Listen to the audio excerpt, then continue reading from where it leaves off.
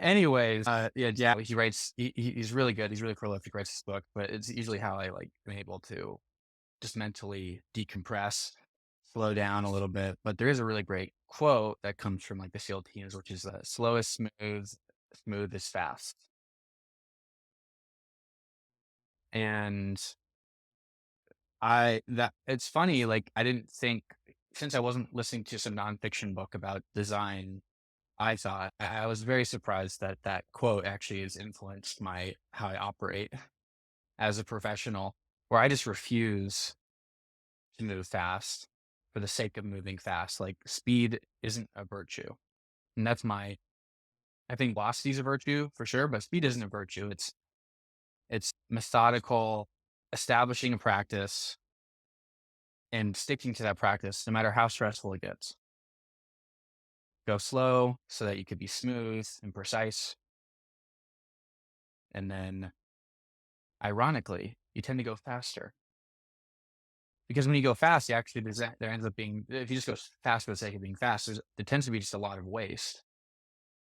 Like, you're not getting 100% out of people, they're not feeling great, they're feeling burnt out, and then something that could have taken a week of just good, smooth operating takes 2 months of just circular meetings. Yeah, you got it. That was very well articulated. I used to watch The Simpsons quite a bit, and I think there's an episode where they're all like zipping around in go-karts and like Marge is like crawling and she's like slow and steady wins the race and like they're like zipping around. And that was like 20 years ago.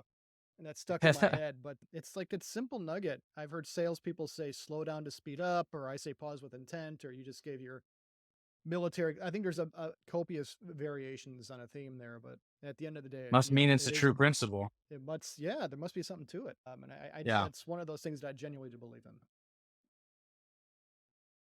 in. and so understanding that, and I really appreciate you sharing that story about, like, Swedish culture because I am kind of like a huge I mean, just look at me. I'm a big Norse country fan for a lot obvious reasons. Even had a trip canceled because of COVID there, but it was yeah, under just seeing like this culture where they I wouldn't say they prioritize work-life balance. I think they just prioritize living and they saw work as like a vehicle to play a part in just living their life. Like there's a complete reframe of how they look at it. I don't think it's because I think people are like, oh, Europeans, they value work-life balance. So I'm like, I don't think they're looking for balance. I just think that the purpose of life is to live it. And we have this new concept of fiat currency that you get through helping an organization meet their goals.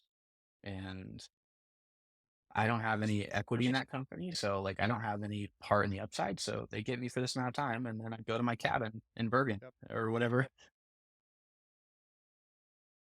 So one of the Oh, things, yeah, I have to go back to the Moab shirt. So one of the things that I did at the Swedish agency was something called X Camp, where I would take people from various disciplines, and then I would take them somewhere in the country or the world, and we would just connect in a purposely low tech area. So one such camp was in Moab, Utah, at the Arches National Park, where I had gone with my wife on a solo trip, and then I knew I wanted to take the team there as well. So we went to the Howard Ranch near Moab National Park. For just a week, we connected and we crafted and we created agnostic of our laptops. And I had people sketching ideas in the red dirt down there and using sticks and typing, and we put sticky notes on the wall. But it also wasn't about that. We cooked together, we cleaned together, we had fun together. I remember somebody on the first day saying, I cannot effing believe I'm getting paid to do this. And I'm like, yeah, I mean, this is a reframing. Work doesn't always have to be about working till it's not about, hashtag agency life working till 10 o'clock at night. You're not just a name and a piece of paper. You're not an Excel cell on a spreadsheet. I think that is a demonstrative action over words caliber action to show that versus painting something on a cafeteria wall. So, anyway, I just had to come back to that. And I think it again speaks to valuing people and valuing a diverse and unique thought and actions over words. yeah, here's like a thought exercise. 1 hour meeting with all 50 of the stakeholders that you need to get buy-in. And ironically, if you try to do it in 1 hour, you end up taking multiple weeks to do damage control from how bad that meeting went. Or you do 20 hours of one-on-one meetings where you just listen, and you do that across a couple weeks, maybe the same amount of time you do damage control, except it's less emotionally charged and people are actually feel better about it. Which one would have the more positive outcome, right?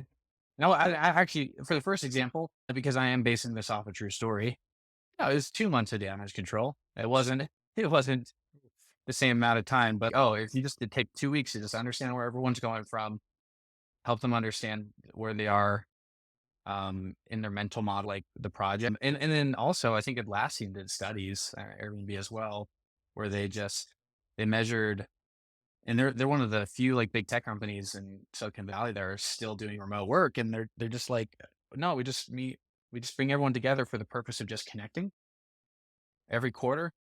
And we measure the engagement scores, and it's the same as this. It's actually it's like it's better than full remote, and it's better than everyone coming into the office every day. Because the purpose of seeing each other in person is the connection. It's not like working next to each other in the same desk. Because I would argue, because I would argue with the very limited commuting experience I had, COVID happened a year out of college, so I am a little bit of damaged goods when it comes to this argument.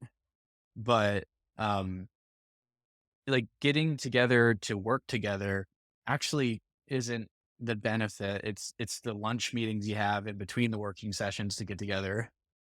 And so, like, why don't you just optimize for that, where you're just doing activities, you're creating opportunities to have conversations, get to know each other, and then you could do the work remotely. It's been proven you could do it remotely just fine. So, yeah, I want to respect your time, Justin. And I feel like we've maybe just scratched the surface of your book, but is there anything that you feel like needs to be said that's been left unsaid in this conversation before we sign off? And also, I want to give you an opportunity to like share how people could contact you, or any calls to action that you have, because I want to make your investment as valuable as possible. Spending an hour here, so what do you feel like has been unsaid? Yeah, I appreciate that.